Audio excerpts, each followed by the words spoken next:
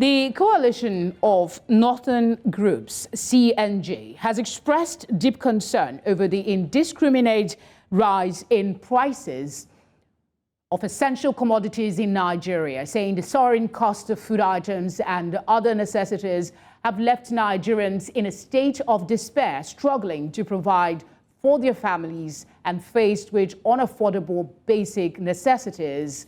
The national coordinator of CNG, Jamilu Aliyu Charanchi, in a statement said despite the existence of the Consumer Protection Commission, which should safeguard the interests of Nigerians, its inaction has worsened the situation, fueling frustration and anger among the citizens. The CNG said the exorbitant hike in food prices in Nigeria is not a result of natural market forces, but rather the self-serving interest of unscrupulous elite.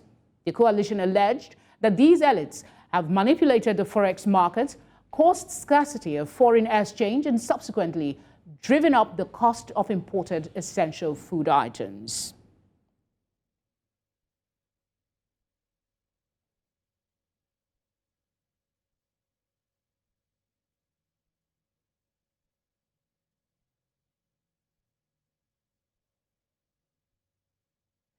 To discuss this, I'm joined in the studio by the General Manager, Lagos State Consumer Protection Agency, Folashalebo. Thank you very much for joining us. Thank you for having me in the program.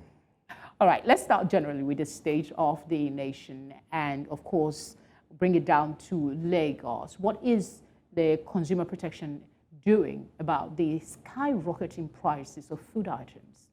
Yeah, thank you very much. When it comes to the issue of pricing, it is actually on the exclusive list of the Constitution and is only within the powers of the Federal Competition and Consumer Protection Commission. That's why the state does not have a jurisdiction to actually do anything on the issue of pricing. It is not within the purview of the Lagos State Consumer Protection Agency. So what are you doing to help? Because your responsibility is to help address issues that affect consumers. Is there anything you're doing in this regard? Yes, because we're in collaboration with the Federal Competition and Consumer Protection Commission. We synergize with them. So if there's any need for us, if there's anything that we notice, we bring it to their attention, and with their own directive, we can do joint investigation and as well do joint enforcement on it. So what have you noticed as regards, all the things that's been going on in recent days? There's been protests, and is there something that you've communicated to the state government as regards how consumers are being treated that has been addressed in these during this Yes, it's everywhere. We know protests here and there. But like I said, we are collating. So by the time we're ready, we quickly communicate with people at the Federal Commission of the Protection Agency. So there's a lot going on, but we'll get there. Okay.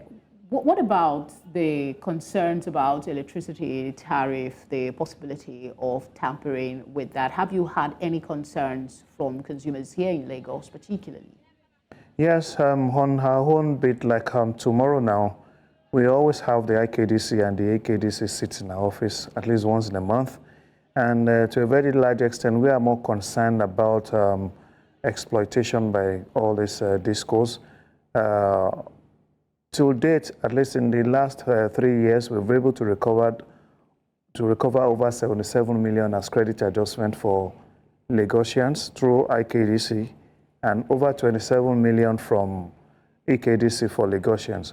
However, on the issue of the pricing and everything is still within the purview of the federal. But when it comes to people giving exorbitant fees to pay, or maybe they're illegally disconnected, that is where we key in, and we have this synergy with IKDC and EKDC to address. If you come to our office tomorrow, you see at least not less than 50 people that comes for complaint, and their matters will be resolved amicably. And those that cannot be resolved within that few hours that will be together, they will be taken to the office and further investigation will be conducted on same. I want to believe that your jurisdiction has extended to the internet as a result of the online vendors that we have that sell things on Instagram and related social media platforms. Have you had any complaints about, increase in prices, and is there any way to checkmate some of these excesses of online vendors? Yeah, thank you very much. We've been able to resolve so many cases about these online vendors, but we always advise people that buying products through the vendors online. There's this issue of payment before delivery. We've said it and we'll continue to say that you don't need to pay for a product you've not seen. It's better you lose the money for delivery rather than lose the whole money that you must have used in buying that particular product. So we continue, but we've gotten a lot of reports, some of them that do have offices or a place that they have addresses which can be traceable. And we invite them, and in most cases we resolve between the parties. But we still continue to advise people. I do not think, because I myself have done a lot of online transaction, and I insist payment on delivery, not before delivery, because that is when trouble starts. You will discover that some people will do that online transaction, and before you know it, they are blocked, and you won't be able to reach out to them again, and the money is gone forever. And then you have people that have FOMO, afraid of missing out. So they might say, oh, if you don't pay now, someone else is going to take it. It's a lot of issues there. It is. But for people doing genuine business, I can assure you, people doing genuine, you have a product to sell, and definitely you want to sell, and someone is saying, okay, when you deliver to me, if it's the real thing that I saw online, and the same thing you're delivering to me, definitely I'll pay. Thank you very much for speaking with us. We appreciate your time. Thank you for having me.